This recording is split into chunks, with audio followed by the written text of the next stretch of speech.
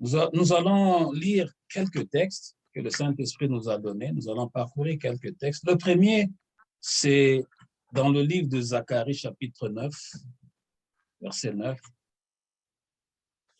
Zacharie n'est pas loin de Matthieu. Juste tournez votre Bible avant Matthieu. Vous allez voir qu'il y a Malachie, mais après Malachie, vous allez voir qu'il y a le livre de Zacharie, le prophète Zacharie. Chapitre 9, verset 9.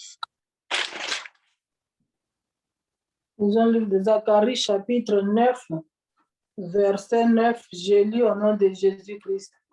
Amen. Sois transporté d'allégresse, fille de Sion. Pousse des cris de joie, fille de Jérusalem. Voici ton roi vient à toi. Il est juste et victorieux. Il est humble et monté sur un âne, le petit d'une damesse. Amen. Amen. Tressaille d'allégresse aux communautés de Sion. Pousse des cris de joie aux communautés de Jérusalem. Car ton roi vient vers toi. Il est juste et victorieux. Humilié, monté sur un âne, le petit d'une ânesse. Merveilleuse parole. Le prophète Zacharie est l'un des prophètes qui était contemporain du prophète Agé. Ils ont vécu la même période.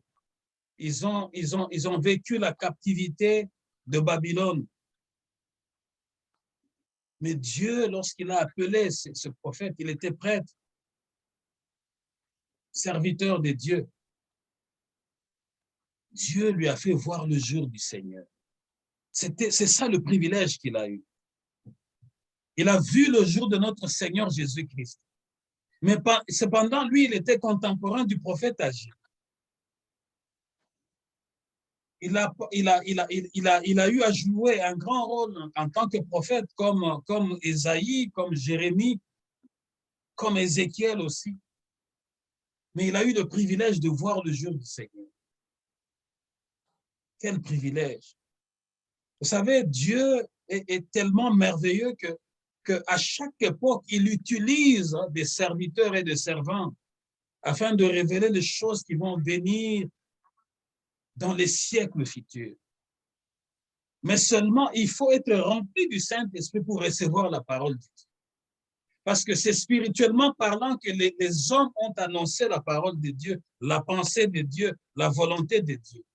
Mais seulement les gens ne les ont pas écoutés, les gens ne les ont pas suivis, parce que ces gens-là n'étaient pas aussi spirituellement équipés. C'était une folie. Pendant ce siècle-là, juste après la captivité de la Babylonie, quelqu'un qui parle de Jésus-Christ, qui parle de comment il allait rentrer à Jérusalem plein de gloire. Et pendant ce moment-là, quelqu'un qui parle non seulement que Christ allait connaître la gloire, mais il avait aussi parlé de la souffrance que Jésus-Christ, du rejet que Jésus allait subir. Lorsque je lis ces choses, je rends grâce à Dieu, je dis, Dieu est tellement merveilleux. Et non seulement ça, je voudrais dire que Jésus que nous célébrons aujourd'hui, le Messie que nous célébrons aujourd'hui, c'est lui la parole qui s'est faite chair et qui a habité au milieu de nous. Mais il y a eu dans la volonté de Dieu, Dieu a eu à se manifester à quelques-uns parmi les prophètes. Et chacun dans son temps, chacun dans son espace. Et tous ces prophètes-là, j'en citerai quelques-uns. Je parlerai d'Ésaïe, je parlerai de Michée, je parlerai de Zacharie. Jérémie aussi a vu le jour du Seigneur. Mais je vais m'appesantir sur Michée, sur Ésaïe, sur Zacharie. Ils ont vu le jour du Seigneur. Ils ont souhaité voir ce jour-là. Mais cependant, ce n'était que l'ombre de choses à venir. Ésaïe a parlé du Seigneur. Il a dit exactement les mêmes choses que Zacharie a dit ici. Le prophète Michée aussi a parlé du jour du Seigneur, de la naissance de notre Seigneur Jésus-Christ. et de la mission dont Dieu lui avait conféré. Il avait vu le jour du Seigneur, mais cependant, il aurait voulu être là, mais cependant, Dieu l'a juste montré les choses qui allaient se passer. Voilà pourquoi j'en appelle à votre conscience aujourd'hui. Ne négligez pas les paroles de Dieu que vous entendez aujourd'hui, parce qu'elles finiront par s'accomplir en leur temps. Ce n'est pas de la blague lorsque nous nous réunissons autour de la parole. Nous ne nous réunissons pas juste pour venir plaire. Ah non, nous venons là parce que oui, nous sommes invités, nous avons nos réunions en ligne, nous avons des fois des séminaires, Non, nous ne venons pas répondre à l'appel d'un homme. Nous venons nous réunir autour de la parole qui s'est faite chair, qui s'appelle Jésus-Christ de Nazareth. Les prophètes ont désiré voir ces jours d'une manière palpable, mais ne l'ont pas vécu. Ils l'ont vu d'une manière spirituelle. Et Jésus, au jour de sa chair, il a dit aux pharisiens, Abraham, même votre père, avait vu mon jour et il avait tressailli de joie. Et les contemporains de Christ, Christ était là au milieu d'eux. Mais ils l'ont rejeté. Voilà pourquoi Christ avait dit, un prophète est toujours méconnu au sein de sa patrie. Il est toujours difficile lorsque Dieu appelle un homme au milieu de vous. Vous l'avez connu peut-être deux fois comme un ivrogne, vous l'avez connu comme un assassin, comme l'apôtre Paul. Il était un truand. Vous l'avez connu dans une certaine catégorie de choses, vous l'avez connu dans une certaine circonstance. Mais lorsque Dieu l'appelle dans son champ, il est toujours difficile à ses contemporains d'accepter l'appel de cet homme. Toujours difficile. Ils vont dire, mais moi, je l'ai juste connu comme étant un bureaucrate. Je l'ai juste connu comme étant un homme d'affaires. Mais depuis quand il est devenu serviteur? Oui, c'est ça le mystère. La Bible dit que lorsque Dieu a appelé l'apôtre Paul, les gens fouillaient lorsque l'apôtre Paul venait leur annoncer l'évangile. Si l'apôtre Paul pouvait vivre à notre époque d'aujourd'hui, il aurait abandonné l'appel. Parce qu'il se serait dit, bon, moi, les gens ne me connaissent pas sous cet angle, ils ne me connaissent qu'en tant que truand. Donc, ma place est parmi les méchants. Donc, je dois retourner. Je serai mieux dans ma peau de truand, de méchant, d'assassin. Mais la Bible dit qu'il avait persévéré davantage. Voilà pourquoi je parle à une personne aujourd'hui, à un homme, à une femme, à un enfant aujourd'hui. Ne recule pas face à ce que les hommes vont dire de toi. Parce que lorsque tu veux t'engager, tu regardes autour de toi. Mais que diraient les hommes? Qu'est-ce que ces gens-là vont dire? Oui, ils m'ont connu en tant que ceci. Oui, lorsque nous étions en train de fonctionner ensemble, ils m'ont connu en tant que ceci. Si tu suis ce que les hommes vont dire, tu vas perdre ton salut. Avance, marche. Ésaïe a parlé, Michée a parlé. Et finalement, ce jour-là est arrivé. Nous allons aller lire dans le livre de Luc, chapitre 2, versets 25 et 26. 2, 25 et 26. Jésus-Christ est réellement né. Luc, chapitre 2. Luc chapitre 2, versets 25 à 26. J'ai lu au nom de Jésus-Christ. Amen. Et voici, il y avait à Jérusalem un homme appelé Siméon. Cet homme était juste et pieux. Il attendait la consolation d'Israël et l'Esprit Saint était sur lui. Il avait été divinement averti par le Saint-Esprit qu'il ne mourrait point avant d'avoir vu le Christ du Seigneur. Amen. Amen. La Bible dit ceci. Il y avait alors à Jérusalem un homme appelé Siméon. C'était un homme droit et pieux. Il vivait dans l'attente du salut d'Israël et le Saint-Esprit reposait sur lui. L'Esprit Saint lui avait révélé qu'il ne mourrait pas avant d'avoir vu le Messie, l'envoyé du Seigneur. Zacharie avait prophétisé, Michée avait prophétisé, Jérémie en avait parlé, Ésaïe en avait parlé. Mais pendant ce temps-là, il y avait un serviteur, Siméon, un homme qui dans son temps avait la foi, que ce que les anciens avaient dit au sujet du Seigneur Jésus-Christ allait s'accomplir.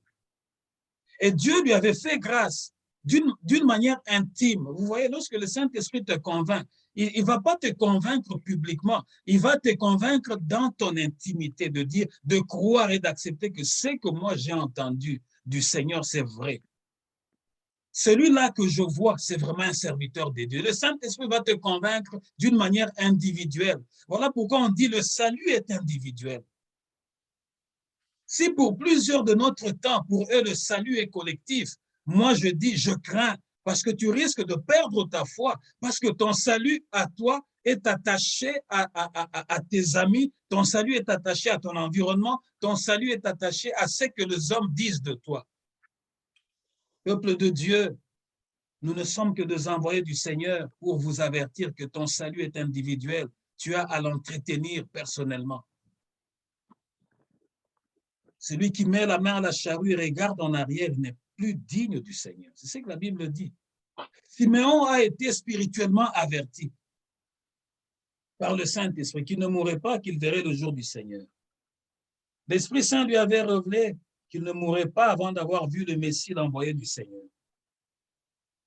Il a gardé ça et il a eu foi à ce qu'il avait entendu du Saint-Esprit. Lisez-moi au verset 30, toujours le même chapitre. Verset 30.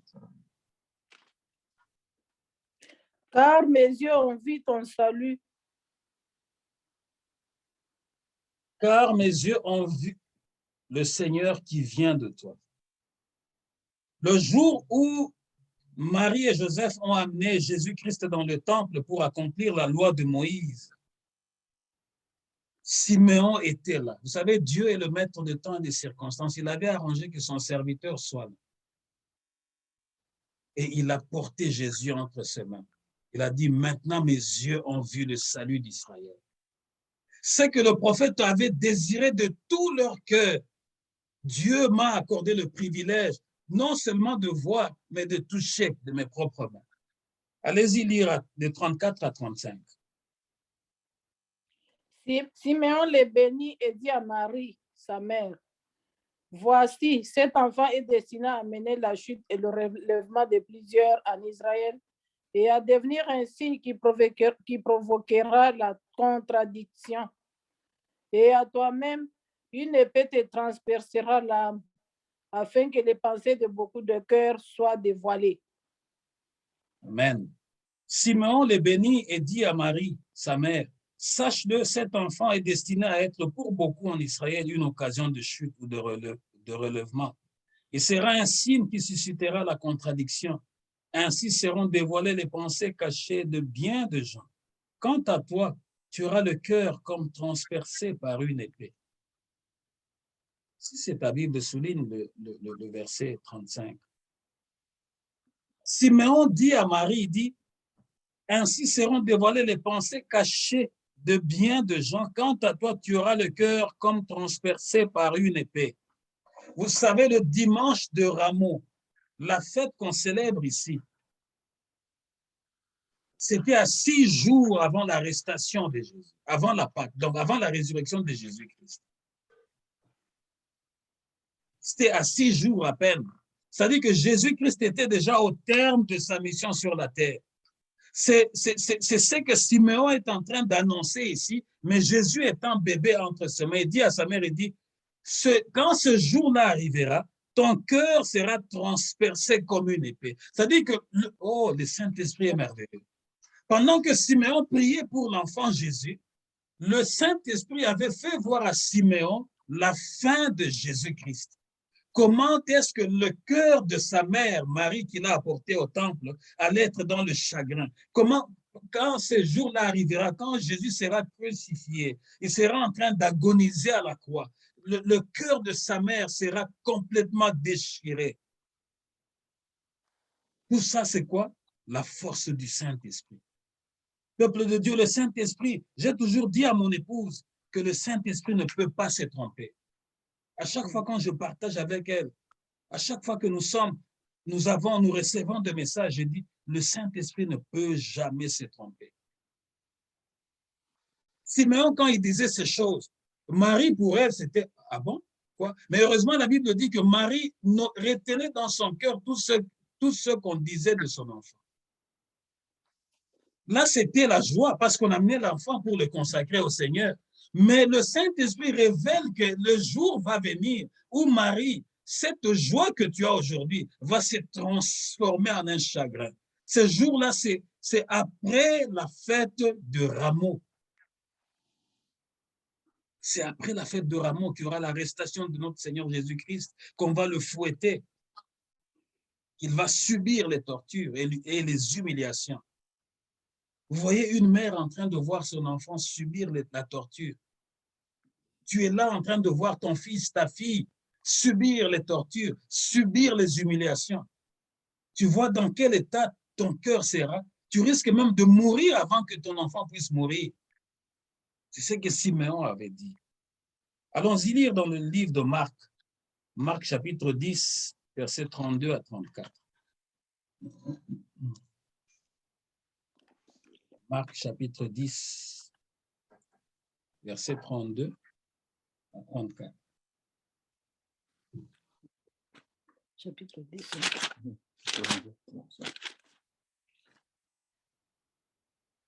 Chapitre 10, verset 32 à 34. J'ai lu au nom de Jésus-Christ. Amen. Ils étaient en chemin pour monter à Jérusalem et Jésus allait devant eux. Les disciples étaient troublés et le suivaient avec crainte. Et Jésus prit de nouveau les 12 auprès de lui et commença à leur dire ce qui devait lui arriver. Voici, nous montons à Jérusalem et le Fils de l'homme sera livré aux principaux sacrificateurs et aux scribes. Ils le condamneront à mort et ils le livreront aux païens qui se moqueront de lui, cracheront sur lui, le battront de verges et le feront mourir. Et 3 jours après, il ressuscitera. Les fils de Zébédée, Jacques, Amen. Amen. Je suis arrivé à 34, merci. Ils étaient en route pour monter à Jérusalem. Jésus marchait en tête. L'angoisse s'était emparée de disciples et ceux qui le suivaient étaient dans la crainte. Jésus prit de nouveau les 12 à part et s'est mis à leur dire ce qui allait arriver. Voici, nous montons à Jérusalem. Le Fils de l'homme, il sera livré aux chefs de prêtres et aux spécialistes de la loi. Ils le condamneront à mort et le remettront entre les mains de païens. Ils se moqueront de lui, lui cracheront au visage, le battront à coups de fouet et le mettront à mort. Puis, au bout de 3 jours, il ressuscitera. Jésus connaissait exactement le cheminement de tout ce qui allait arriver en tant que la parole, en tant que le Fils de Dieu. Il connaissait tout ce que Dieu avait planifié. Et il savait que sa mission était déjà arrivée à terme parce qu'il avait déjà formé les disciples. Il les avait déjà apprêtés à pouvoir se prendre en charge. Et il leur disait déjà que nous sommes en train d'aller vers la fin. C'est là-bas que je serai arrêté. Et c'est là-bas que je serai livré. C'est là-bas que je serai maltraité. Mais la Bible dit que les disciples étaient dans l'angoisse. Parce qu'ils ne pouvaient pas comprendre mais comment quelqu'un qui sait que là où nous sommes en train de partir, c'est l'endroit même de sa mort. C'est l'endroit où même on va l'arrêter. C'est l'endroit où on va le torturer. C'est l'endroit où on va le torturer. C'est l'endroit où on va cracher sur lui. C'est l'endroit où on va le remettre entre les mains de païens. Les disciples étaient dans l'angoisse. C'est normal parce que les disciples étaient en train d'agir d'une manière charnelle. C'est tout ce qui est de la chair ne peut pas comprendre tout ce qui vient de l'esprit.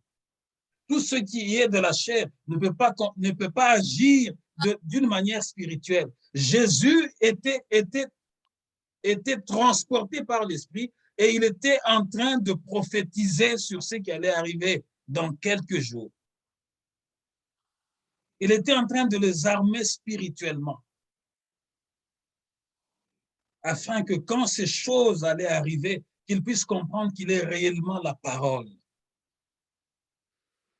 Il dit, on mettra le Fils de l'homme à mort, mais le troisième jour, il va revenir à la vie. Il était en train de le préparer, de les armer spirituellement. Peuple de Dieu, tu sais, lorsque tu es armé spirituellement, même tes amis ne vont pas te comprendre. Même les gens de ta propre famille ne vont plus te saisir. Parce que la Bible dit, c'est spirituellement parlant que le prophète en parlait de la part de Dieu, se pousser par le Saint-Esprit. Et lorsque tu es rempli du Saint-Esprit, ta façon d'agir va surprendre tes contemporains parce que tu auras une certaine assurance que les autres n'ont pas. Voilà pourquoi les gens vont te regarder, mais comment à telle circonstance, comment dans une pareille situation, lui, il est toujours calme. Oui, il est calme ou elle est calme parce qu'elle avait déjà reçu la révélation des choses et de comment Dieu allait le sortir ou la sortir de cette situation-là. Mais les gens paniquent parce qu'ils sont conduits d'une manière charnelle. Ils ne sont pas conduits avec les yeux spirituels. Ils marchent avec les yeux charnels. Jésus était en train de préparer, dit, nous sommes en train d'aller vers ma gloire. La mort de Jésus-Christ, c'est ça qui constitue la gloire. Parce que c'est au travers de sa mort qu'il s'est révélé comme étant le véritable Messie de Dieu. Parce que si Jésus-Christ n'était pas mort, ça n'allait pas faire la différence entre nous les pentecôtistes, entre nous les chrétiens, avec les autres religions. Parce que les autres, ils ont leurs prophètes.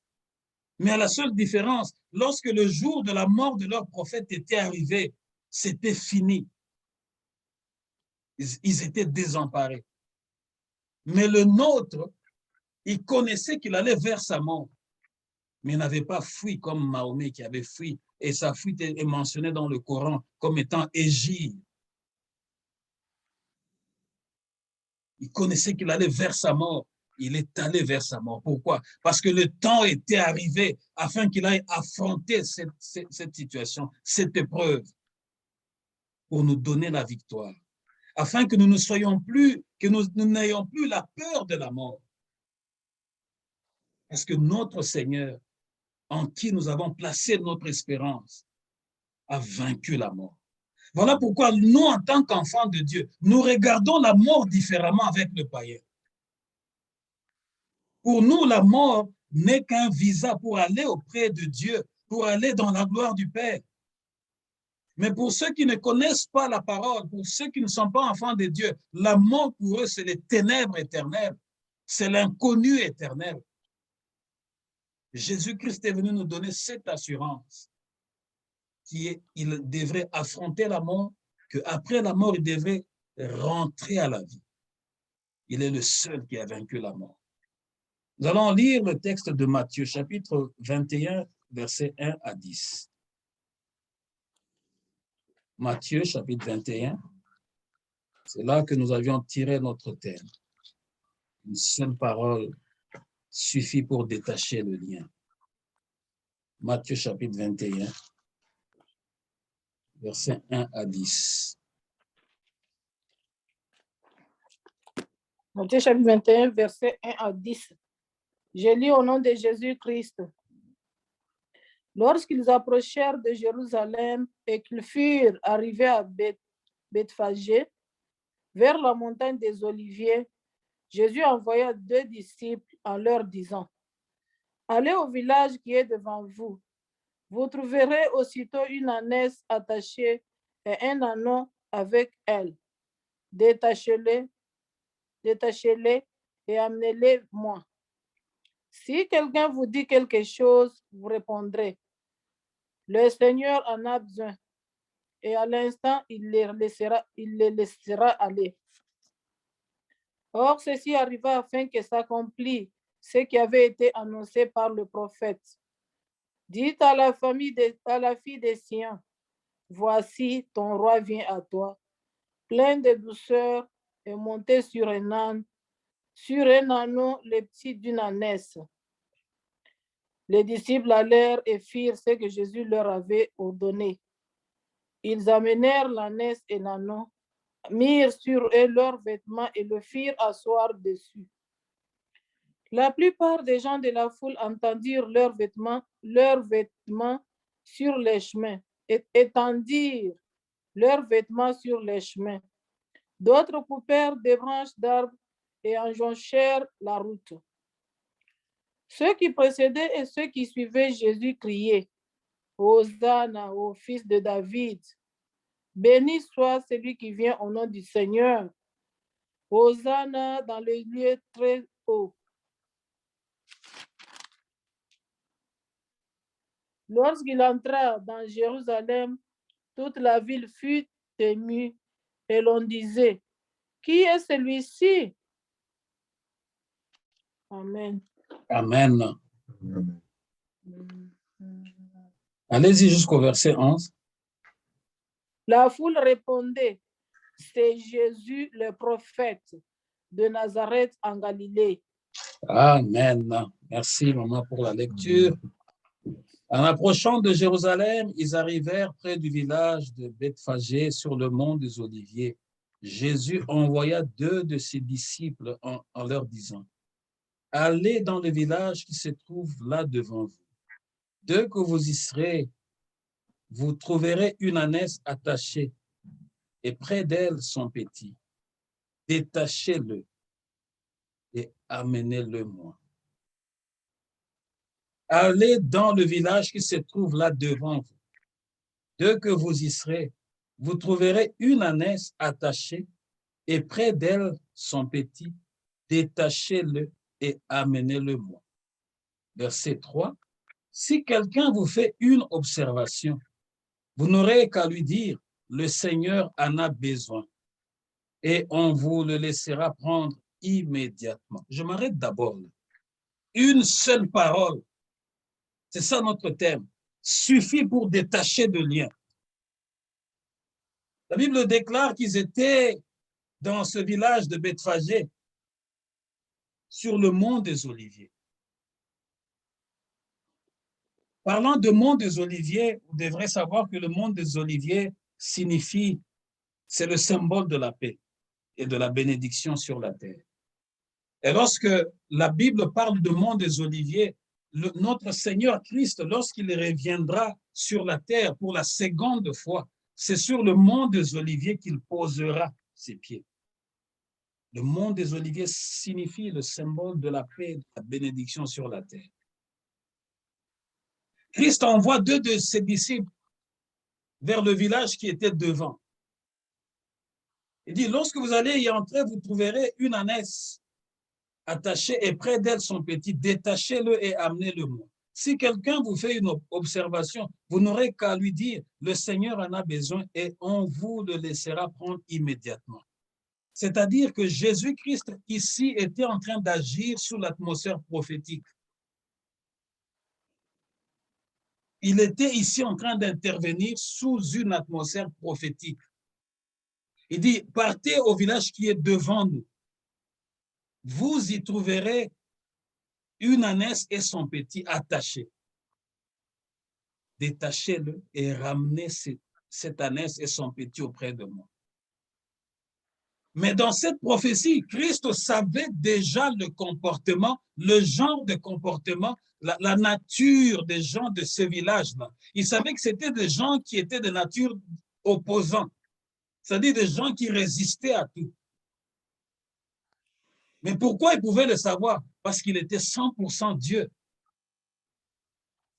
Et quand je lis ce passage, c'est là que nous voyons l'omniscience de notre Seigneur Jésus-Christ. Il est omniscient comme son Père. Il connaît toutes choses. En même temps, ce passage, ce brin d'écriture nous montre que Christ est omniprésent en même temps. C'est-à-dire qu'il pouvait être avec ses disciples-là, sur le mont des Oliviers, mais en même temps, il était dans le village qui suivait. Et il savait à quel emplacement exact était l'ânesse et son petit. Mais lorsqu'on parle de Dieu, on parle que Dieu est omniprésent, on parle que Dieu est omniscient. C'est ça qui fait la différence entre le Dieu que moi je célèbre et le Dieu que les autres célèbrent. Parce que mon Dieu à moi, il est omniscient, c'est-à-dire il connaît toutes choses. Même si dans ton cœur, même si tu ne pries pas pour ceci ou pour cela, Dieu qui sonde le cœur, il connaît que tu as besoin de ceci. Il connaît. Avant même que tu puisses ouvrir ta bouche, c'est ce que la Bible dit pour lui demander. Il connaît que tu en as besoin. Il connaît que tu as besoin que tes enfants réussissent. Il connaît que tu as besoin d'avoir un bon salaire. Il connaît, il est omniscient, il connaît. À la différence de mon Dieu, de notre Dieu, avec les dieux des autres, les petits dieux des autres, notre Dieu est omniscient, il connaît.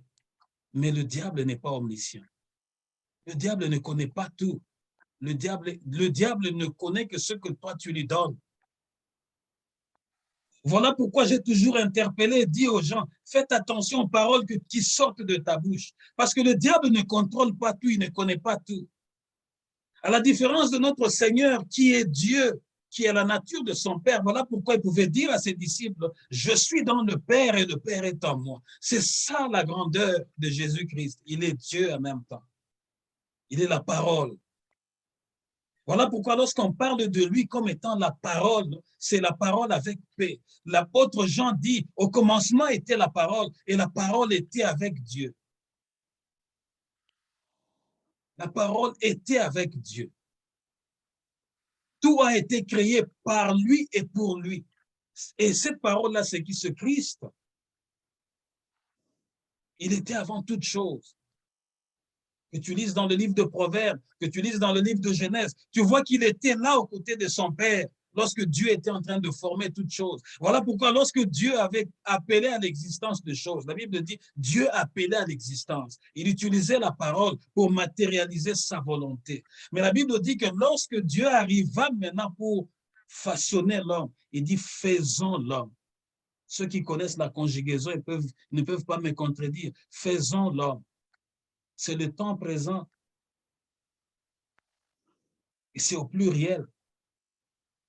Faisons l'homme.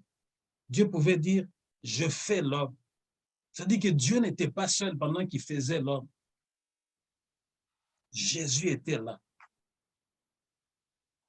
L'omniprésence de Christ et l'omniscience, il connaît toutes choses de l'homme. Et non seulement qu'il connaît toutes choses, il voyait déjà que cette population-là, cette tribu-là, sa nature, sa caractéristique, c'est l'opposition.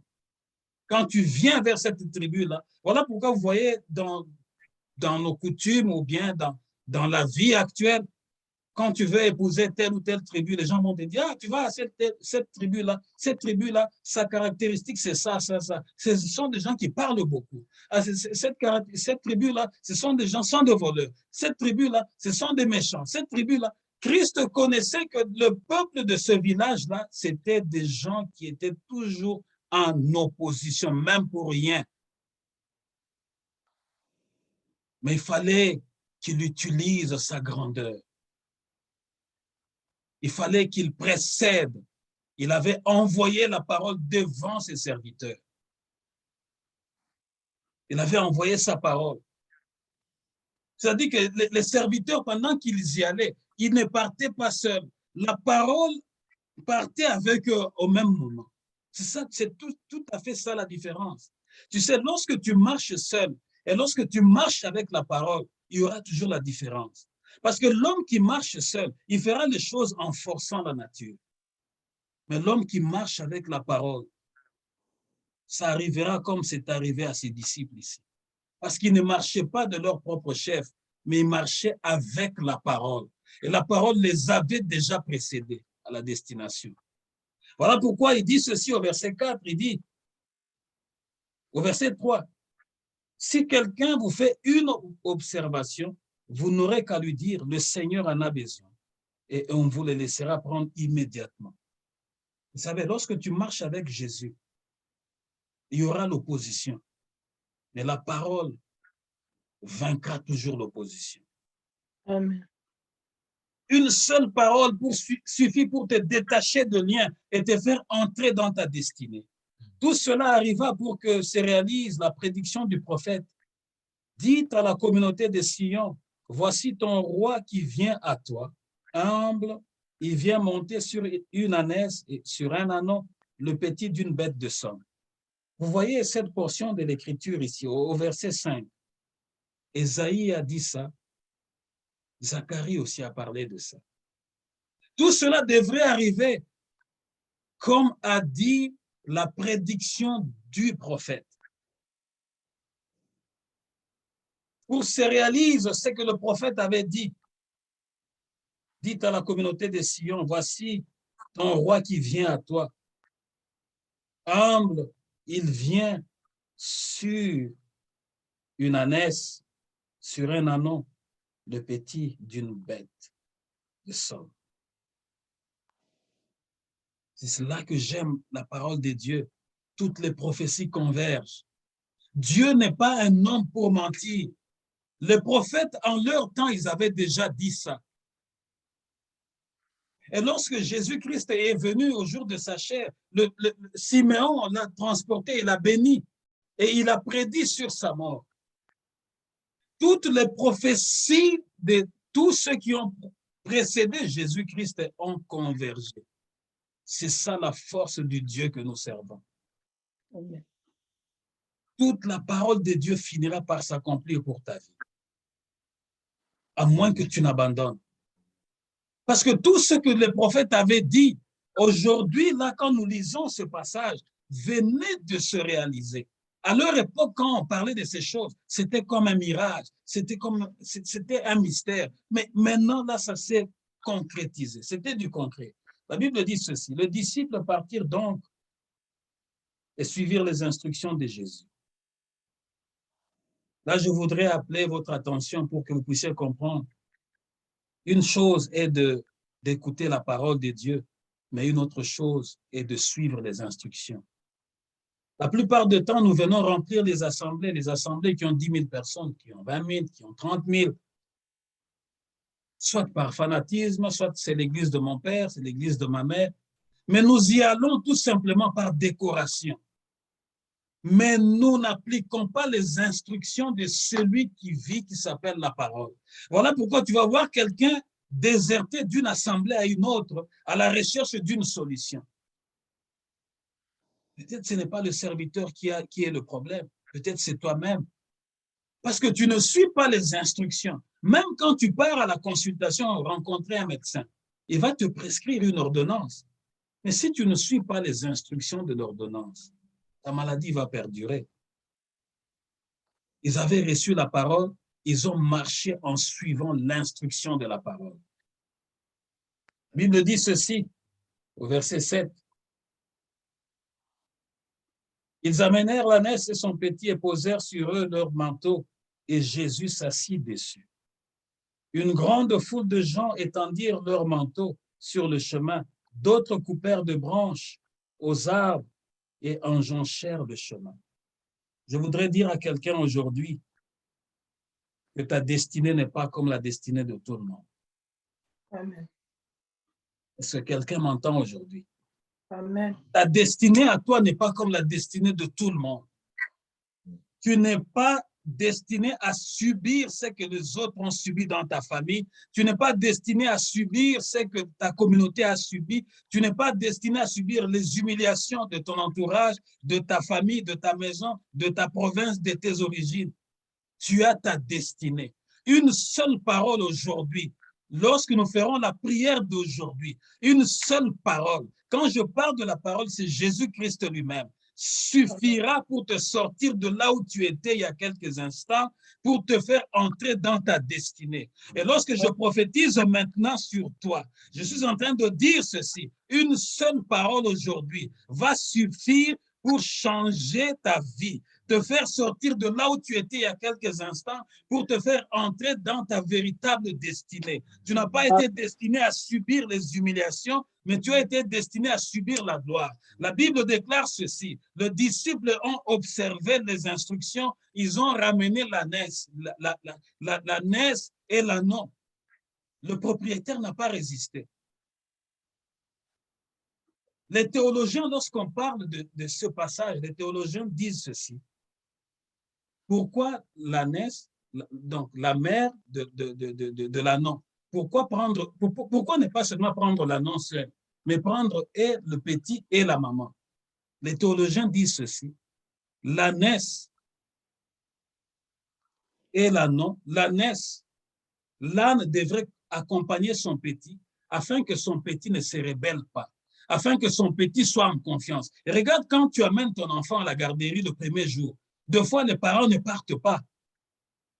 Pour que ton enfant, ton petit, quand il te voit assis dans un coin, qu'il soit en confiance.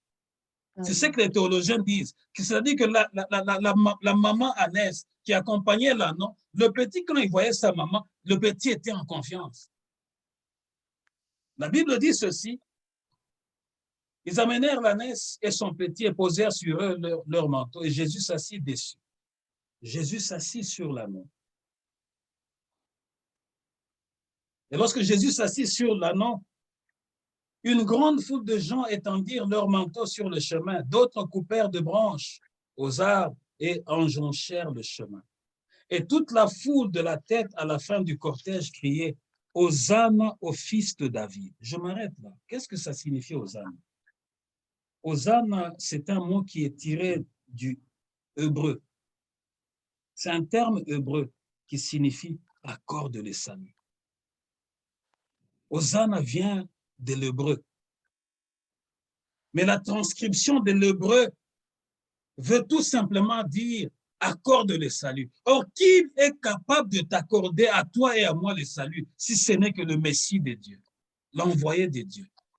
Voilà pourquoi lorsque Simeon parlait de Jésus, lorsqu'il priait sur Jésus, prophétiquement, il était en train de dire à sa mère, il dit, cet enfant sera pour plusieurs une occasion de chute. Plusieurs vont se relever et plusieurs tomberont. Et c'est ce qui est arrivé. Et Jésus-Christ lui-même, il dira dans le livre de Matthieu, je ne suis pas venu apporter la paix, mais l'épée, afin que dans une maison, qu'une mère ou qu'un enfant puisse croire à moi et que l'autre soit en opposition. C'est ce qu'il dit dans le livre de Matthieu. Et regarde, il y a toujours l'opposition dans une famille ou dans un milieu. Lorsque quelqu'un s'attache à Christ, les premiers à commencer à se moquer de lui, ça sera les gens qui sont proches de lui. Ça sera ton ami, ça sera ta copine, ça sera ton copain, ça sera tes cousins, ça sera tes frères. Pourquoi? C'est ainsi l'accomplissement de la parole. C'est ainsi l'accomplissement de la parole. Mais ne recule pas, avance. Hosanna au fils de David, c'est-à-dire accorde-nous le salut. Hosanna veut dire accorde-nous le salut. Qui accorde le salut? C'est Jésus qui accorde le salut. Aujourd'hui, toi qui m'entends ce dimanche de Rameau, nous allons prier, le salut va entrer dans ta vie. Le salut va entrer dans ta maison. Des fois, les gens partent à l'église. Hosanna, Hosanna, Hosanna, surtout à ceux qui appartiennent à l'église mère que nous connaissons. Ils vont couper les rameaux, ils vont décorer l'église, mais ils ne savent pas le pourquoi de ces choses. Ils vont juste fredonner les chants, ils vont juste chanter, ils vont juste sauter, mais ils n'ont pas l'enseignement pour découvrir. Mais quel était le motif de tous ces chants? Pourquoi ce peuple a fait une telle demande? C'était une demande expresse. Nous avons besoin du salut, Seigneur. Nous voulons être sauvés. Il ne suffit pas seulement d'aller remplir le temple en train de danser, en train de crier. Et après sortir du temple, lorsqu'on te pose la question, qu'est-ce que ça signifie le dimanche du rameau? Tu es incapable d'en donner le contenu. Ils étaient en train de chanter pour demander le salut. Christ était assis sur l'ânon et l'ânesse était en train d'accompagner. Si on pouvait entendre le langage de ces animaux, je pourrais paraphraser en disant ceci. Parce que la Bible, rappelez-vous le dimanche passé, nous l'avons dit, que tous ceux qui respirent louent l'Éternel. Lorsque Jonas avait prié, qu'est-ce que Dieu avait fait? Nous l'avons dit le dimanche passé. Dieu avait envoyé la baleine. Et la baleine avait transporté Jonas jusqu'à l'endroit prévu. Ça dit que la baleine a écouté la voix de Dieu. Et la baleine en allant cracher Jonas à l'endroit que Dieu avait prévu. La baleine avait dit Amen. Donc, si on pouvait entendre le langage de la baleine, c'est que quand la baleine a entendu l'instruction, la baleine avait dit oui. Lorsque la baleine a craché Jonas sur le rivage, la baleine avait dit justement Amen. Parce que la parole dit que tous ceux qui respirent louent l'Éternel. Or, la baleine respire donc, la baleine loue l'Éternel.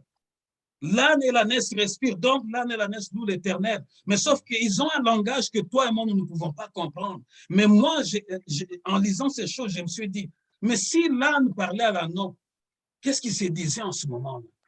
Il se disait beaucoup de choses que l'homme ne pouvait pas comprendre. Je suis en train d'imaginer que l'âne pouvait dire à l'âneau, il dit, mais toi, tu as une grâce particulière.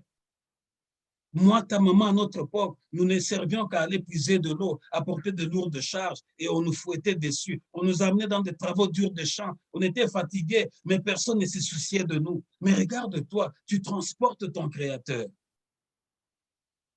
Une seule parole a fait rentrer l'ânon dans la destinée. Mais non seulement l'ânon, même sa mère a profité de cette gloire.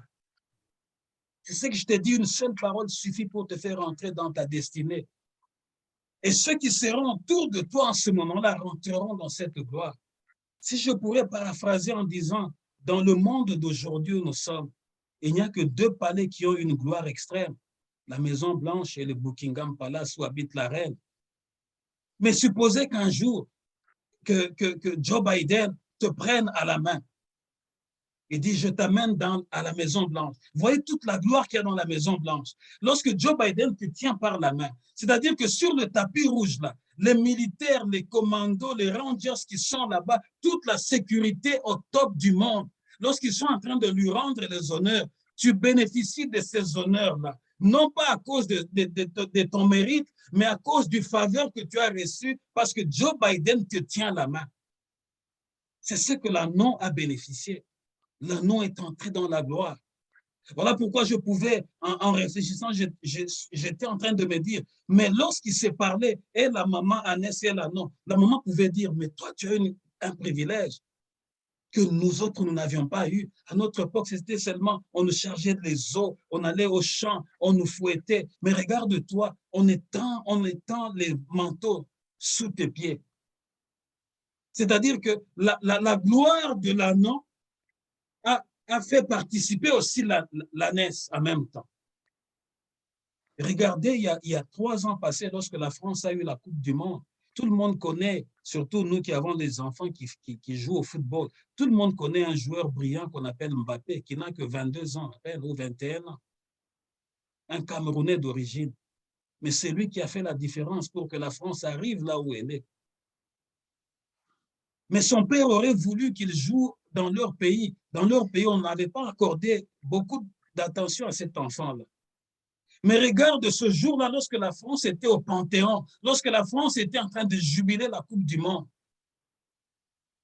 le président français les a reçus dans son palais.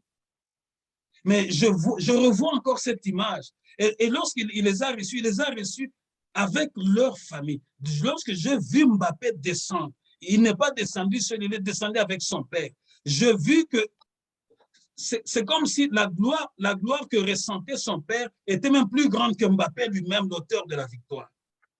C'est un peu ça ce que l'ânesse était en train de ressentir. C'est-à-dire à cause de son enfant, de son petit, l'ânesse est rentrée dans l'histoire.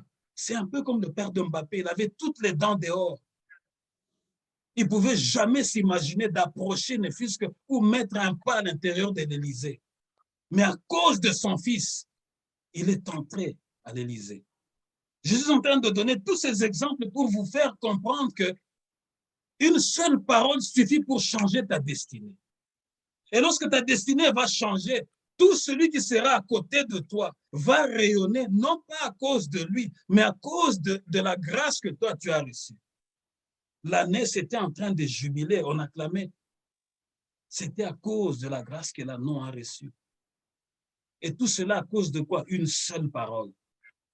Ils étaient destinés à être attachés, ils étaient dans des liens.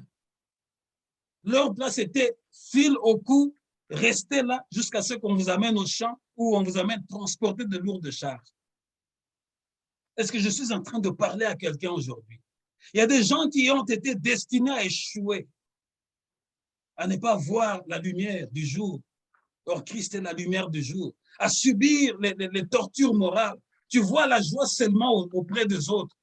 Comme les anglophones disent que la pelouse est verte seulement dans la cour des autres. Tu vois la joie seulement auprès des autres. Mais aujourd'hui, je te dis, une seule parole suffit. Une seule parole suffit pour te détacher de là où tu étais, pour te faire rentrer dans ta destinée. C'est ça notre dimanche de Rameau. C'est ça notre dimanche de Rameau. Nous célébrons notre dimanche de Rameau en comprenant la quintessence de ces choses, afin que nous puissions savoir que le Christ que nous célébrons, c'est lui le véritable Messie de Dieu. C'est lui la parole qui s'est faite chair et c'est lui la parole qui décide sur toutes choses. Et lorsque cette parole est sortie, aucun homme, aucune puissance ne peut la retenir. Voilà pourquoi lorsqu'il prophétisait, il dit, allez-y prendre, je sais qu'il y aura une opposition. Mais lorsque l'opposant va s'élever, dites à l'opposant que le Seigneur en a besoin. Je suis en train de parler à quelqu'un aujourd'hui.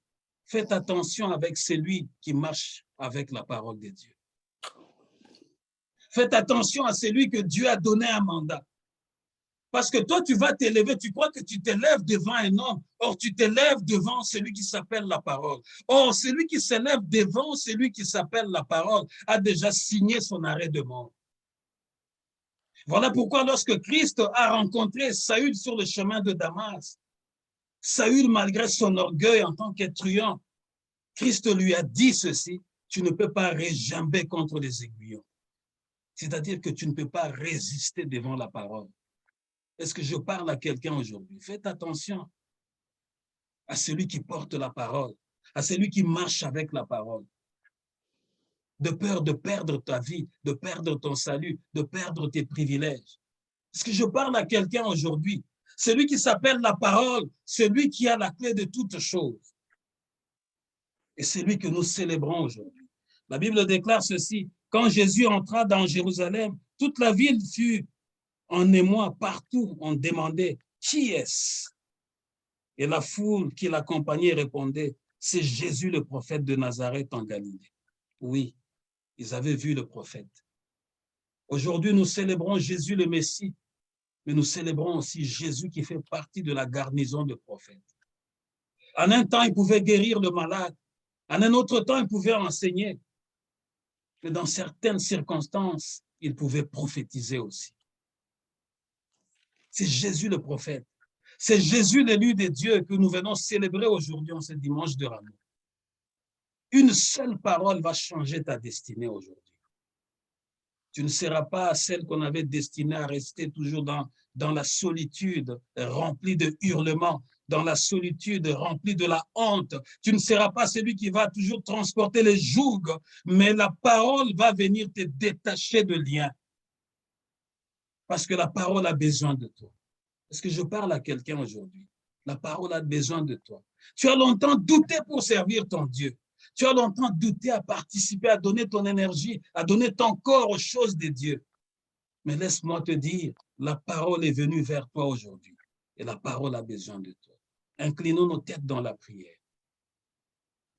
Tu as reçu la parole, mais ça dépend. Cette parole est sortie, mais ça dépend de quel usage tu vas en faire.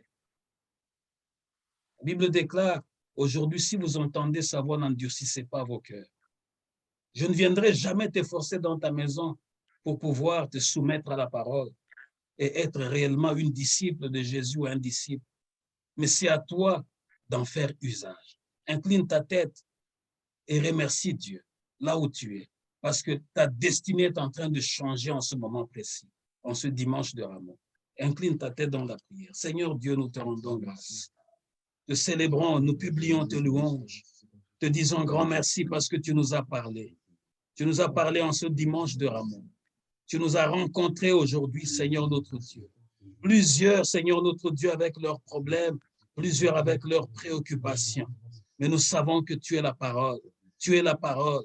Tu es la parole. Il n'y aura aucune résistance devant toi, Jésus.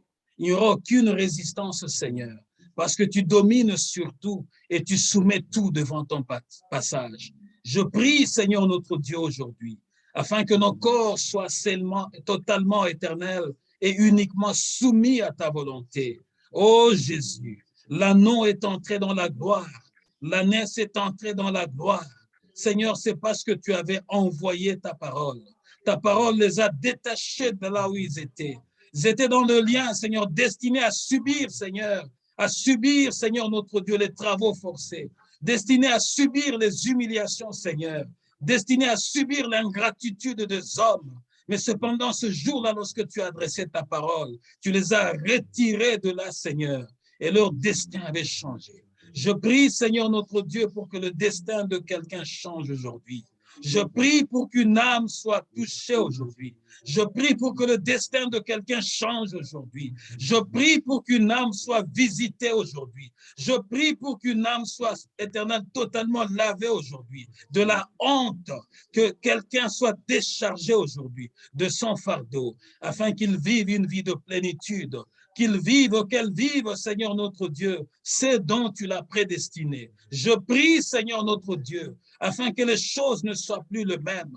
Je prie pour que tu puisses illuminer nos cœurs. Je prie pour que tu puisses illuminer nos pensées. Je prie pour que tu nous tiennes dans ta présence, afin que nous puissions mener une vie de plénitude et que nous puissions servir de signe de présage en ce temps de la fin. Seigneur, je prie pour que les chaînes tombent. Je prie pour que les chaînes tombent. Je prie pour que les chaînes tombent. Je prie pour que les écailles tombent. Je prie pour que l'incrédule, Seigneur, soit visité. Je prie pour que le dubitatif, Seigneur notre Dieu, soit visité. Je prie, Seigneur notre Dieu, pour que celui qui n'était pas consolé soit consolé. Je prie pour que celui ou celle qui était dans la honte, que celui ou celle qui était dans le tourment, Seigneur, soit libre au nom de Jésus. Seigneur, tu nous as destinés à la gloire. Tu nous as destinés à ta gloire. Seigneur, nous voulons que tu puisses nous utiliser comme tu as utilisé cet anneau, Seigneur, afin que lorsque les hommes de ce temps de la fin nous voient,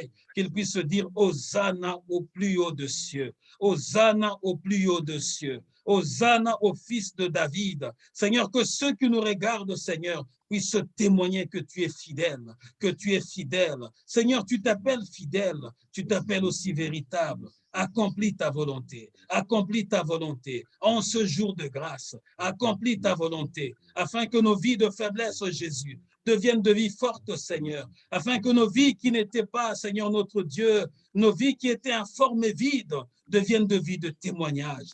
Je prie, Seigneur notre Dieu, afin que nous puissions nous élever tous ensemble comme un seul homme éternel, comme une armée, Seigneur, comme un seul troupeau dont le berger s'appelle la parole. Merci, Seigneur. Manifeste-toi. Manifeste-toi dans nos vies, Seigneur. Manifeste-toi dans notre solidarité. Seigneur, manifeste-toi dans notre solitude. Manifeste-toi partout où nous avons des inquiétudes. Manifeste-toi là où nous avons encore des questions, Seigneur. Manifeste-toi là où il y a les inquiétudes, afin que celui ou celle qui est éternel notre Dieu, qui a un cœur embrasé, Seigneur, de chagrin, soit visité aujourd'hui. Seigneur, c'est un jour glorieux, c'est un jour glorieux, c'est un jour glorieux. Tu savais, Seigneur notre Dieu, ce qui t'attendait à Jérusalem, mais tu es rentré dans l'atmosphère prophétique, tu es rentré dans ta gloire avant, Seigneur notre Dieu, ta mort. Nous prions pour que cette gloire qui est la tienne, Seigneur, nous puissions la partager, non pas pour ce que nous sommes, mais pour ce que tu es, à cause de ton nom. Je bénis celui qui est venu. Je bénis celle qui est venue, celle qui a donné de son temps, Seigneur, celui ou celle qui était attentive à ses instructions. Non, Seigneur notre Dieu, je prie pour que le diable ne vole pas cette parole. Je prie pour que cette sémence qui vient de descendre et de tomber puisse tomber sur une bonne terre, afin que celui ou celle qui l'a en éternel reçu puisse en faire, Seigneur, bon usage. Je prie pour que le malin qui est un menteur soit complètement foudroyé par le sang, Seigneur, ton sang précieux. Je prie pour que cette semaine, Seigneur, notre Dieu, qui commence, soit une semaine de bonnes nouvelles pour chacun de nous. Je prie pour que tu te lèves, Seigneur, au-devant de nous, avec, Seigneur, ton glaive, et que tu sois l'ennemi de nos ennemis. Je prie, Seigneur, notre Dieu, pour que tu frappes d'aveuglement, Seigneur, quiconque s'élèvera devant de nous, parce que nous marchons, non pas de nous-mêmes, mais nous marchons avec toi qui est la parole. Je prie pour que les choses se passent, non pas selon notre volonté, mais selon ta volonté. Je bénis ton peuple au nom de Jésus-Christ. Amen. Amen. Acclamons tous notre Seigneur.